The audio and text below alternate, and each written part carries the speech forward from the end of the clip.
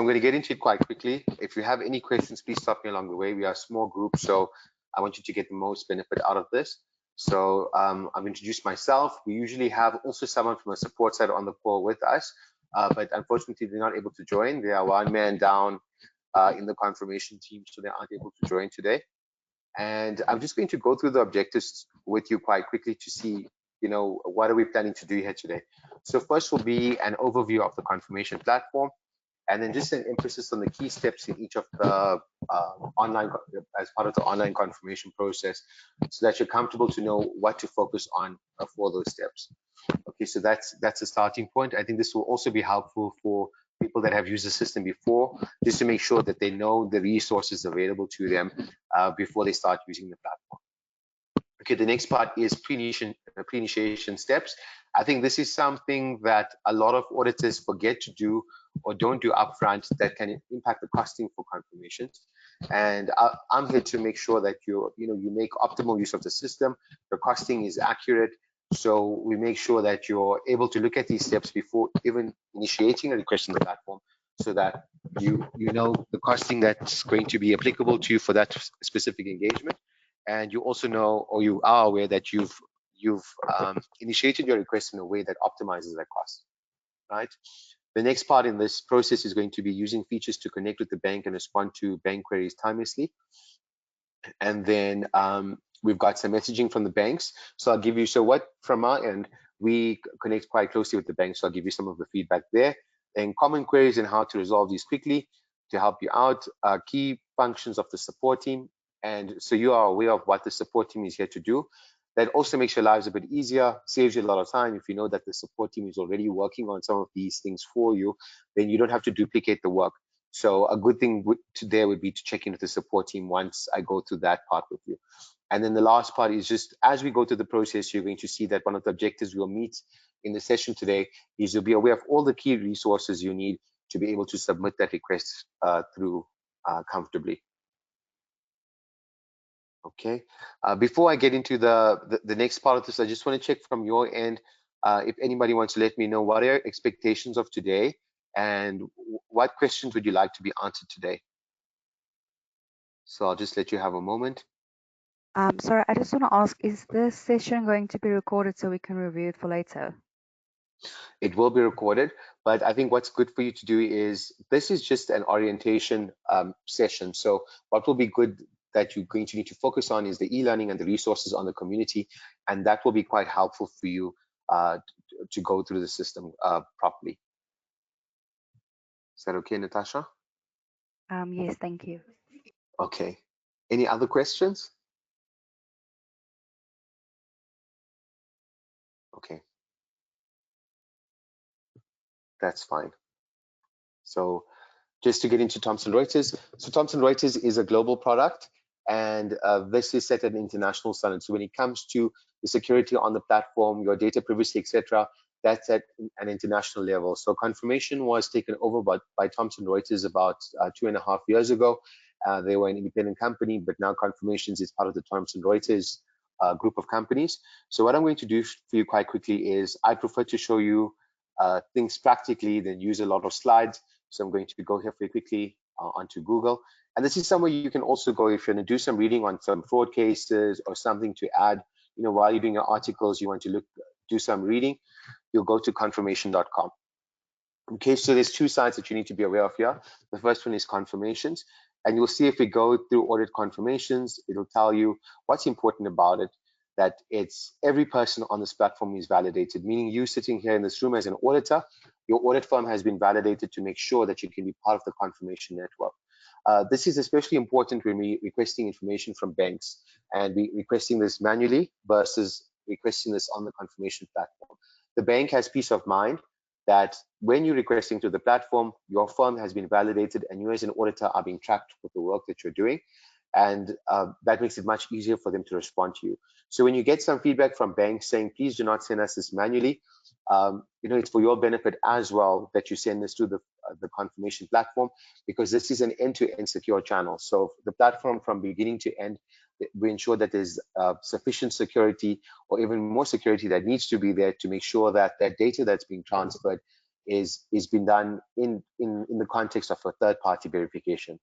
So that means that your client or the auditor's client and the bank's client is only involved to release the information or to authorize the release of the information.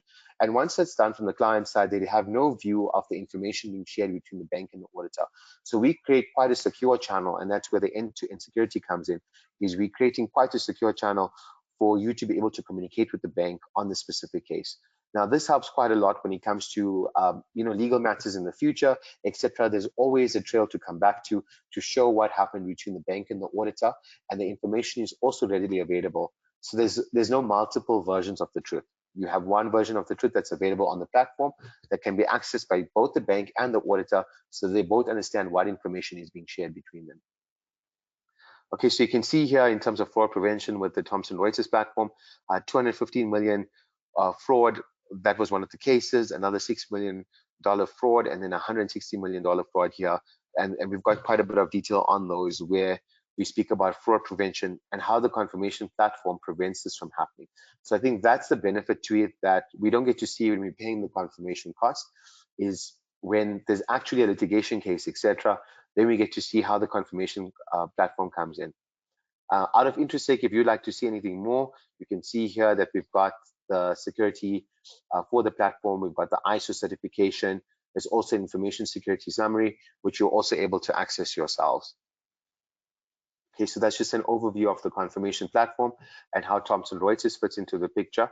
They are the entity that owns the confirmation platform. Any questions before I move on to the next part here?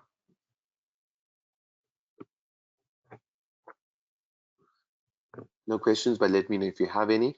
I'm just going to check here on our chat quickly. Okay, that's fine. I'm going to go back to this. So you can see here that there's over 16,000 audit firms on this, and more than 4,000 financial institutions that are using the confirmation platform. So what's nice about this is that you've got a global network of banks and auditors working together. The banks on the platform, a lot of them have been mandated to say that they can only respond to your confirmation request via the confirmation platform. So at this stage, I think it's quite important to note to you that we have something called an in-network responder list. I just want to check on the call if anyone that's used the platform before is aware of what this is.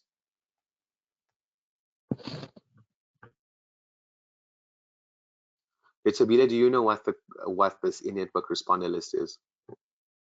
No, I didn't. Okay. Okay, so that's quite important. You see, so that's one of the checks that you'll have to have in place to say that, you know.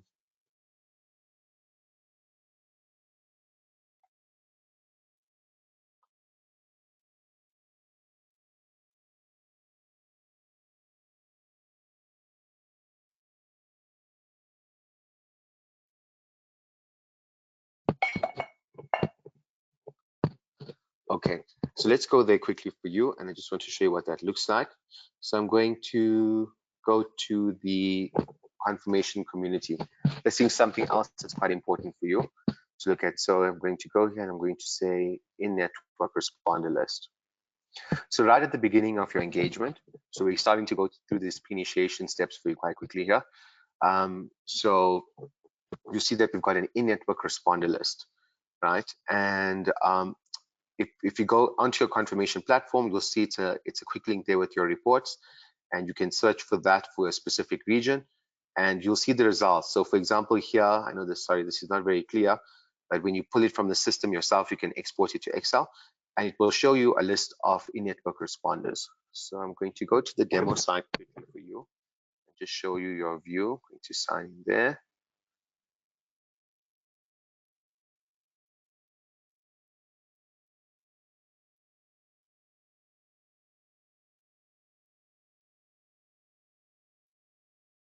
Okay, so I'll go ahead to list available in-network responders, right? And then you can see here we can select it for a specific region if you want as well, or let's just do it for South Africa, but you can do it for all over the world.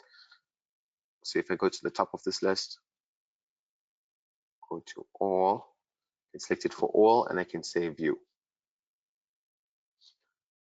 I'm going to export this for you because this is quite important.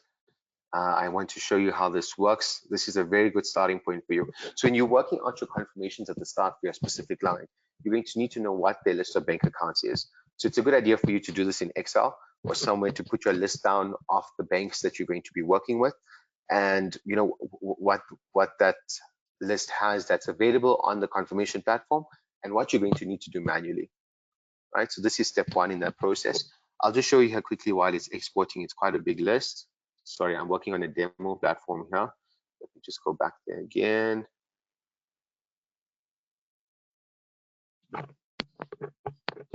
So you can give it a go on your end if you'd like to see it. Just go back to the demo. Sign in.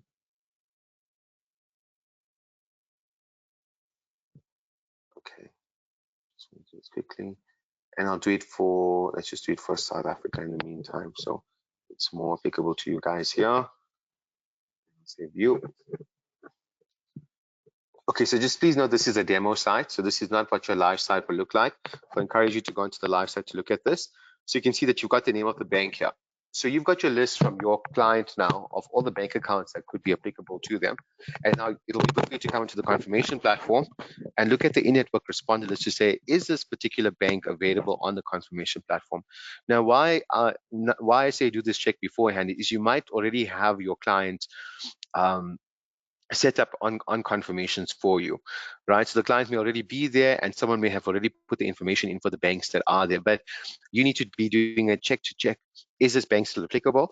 And is this the right department? Because for certain banks, the departments will be set up differently. Like you'll have the commercial side different from the investment side. So they might have different departments within the bank that you need to send this to. So you can see here for Nedbank, you've got Nedbank CIB. So that's corporate investment banking, and you'll have Nedbank business banking. So just depending on the bank you're sending it to, it's good for you to check the list to say, where is this account applicable?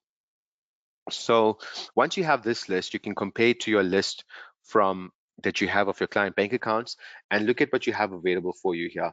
Now, what's important here to note is that for each of these banks, they've got responder instructions available, right? And this is something for you to check upfront. This is going to prevent a lot of denials happening for you in the future. Right, so if I go here and I just want to, so from this list, you'll see it'll have on your live site, you'll have a place to click. What this will bring you to, it'll bring you back to the confirmation community. So this is the confirmation community, confirmation.community, and this is for all of us in Africa. So for myself here, I represent the African continent for confirmation. What we've done is we've catered specific notes, FAQs, etc., specific to our region, based on our compliance, etc., that can help our auditors. So you've got the global site if you want to find out anything that relates to the platform internationally. But when it comes to any specifics for dealing with your banks here within your region, etc., the confirmation community is your friend. So if I go here and I type RMB, you'll see it's got a list of the instructions for RMB. So once I come here, I'm able to see that also within RMB, there's certain branches or certain areas that won't be available on the platform yet. So I can see here that I've got FNB home loans as an example. They won't be available. They'll send you or provide you with an email address to send that to. This is great for you as an auditor upfront. You're getting a list of banks that you can contact on the confirmation platform, and you're saving yourself from getting unnecessary denials by sending information through to a department that's not available or sending them a request with information that's not available. When it comes to the RMB accounts, specifically for RMB now, you'll see that it'll tell you what the different accounts consist of. If it's a current account, a call account, a cash management account, how many digits would it be and what would it start with, just to give you an idea of what kind of account you're going to be requesting. Now, why is this important? You've got different forms available to you for the different banks, and I'm coming to that now. So for example, if I'm sending an asset form, I need to know what type of account is an asset form specific to. So this is why your list of bank accounts from your client will help you out at the beginning. You're able to see exactly what kind of form you're going to need to send through for each of those different accounts they have. If they have a core loan account or they have a term loan account, then you know that you can send through a liability form for that. A very important thing to know here, where we get a lot of errors on this, is when a normal account, like a current account or a check account, is in overdraft, a lot of auditors want to send through a liability form, but that's not necessary. So if it's an asset by nature, and if it's a call account by nature, or one of these accounts by nature, then you want to send through this account, right? An asset form account. This will provide you information on the overdraft as well. So there's no need for you to send through a separate liability form for that. And that's why it's quite important for you to start first by going to the in-network responder list, checking if the bank is available for you there, and then clicking on the hyperlink to come and check what the instructions are for that specific bank. You'll see here for ABSA as well, they've got the instructions available for you. So let's go here and let's look at ABSA quickly and also see how that works. So if I type in ABSA, you've got ABSA Corporate, you've got ABSA Business, ABSA Private Wealth. So it's important for you to know which part of ABSA am I sending this to, because I need to send it through to the correct area at the bank. So I'll take it as an example, the ABSA Corporate one. I'll click on it and it'll bring me out some instructions here. Okay, so for queries, it'll tell you that there's a centralized place to send your queries through if you need to send that to them. It also makes it very clear on the asset form what to say, that either submit an asset form or a Sharia form, but don't send both. So each of these banks will have quite specific instructions available. Now for ABSA, you can see here, they only require authorization from one client signer, meaning that you only need to have one client signer available for the ABSA bank for them to be able to release that request to you. So that also saves you time doing that upfront to say, actually for ABSA, I only need one authorized signer. That makes my life a lot easier. I know exactly what to receive here. Okay, so any questions on the in-network responder list and the responder instructions before I move on? Because this is quite a critical step that a lot of auditors get wrong. I'll give you a moment to let me know if you have an understanding of this and how you feel about that. I have a question. Sure. So you see, for ABSA, like I said before, I didn't know about this. You know, I've done like confirmations before, but I didn't know that there is like a set of instructions that I can go through.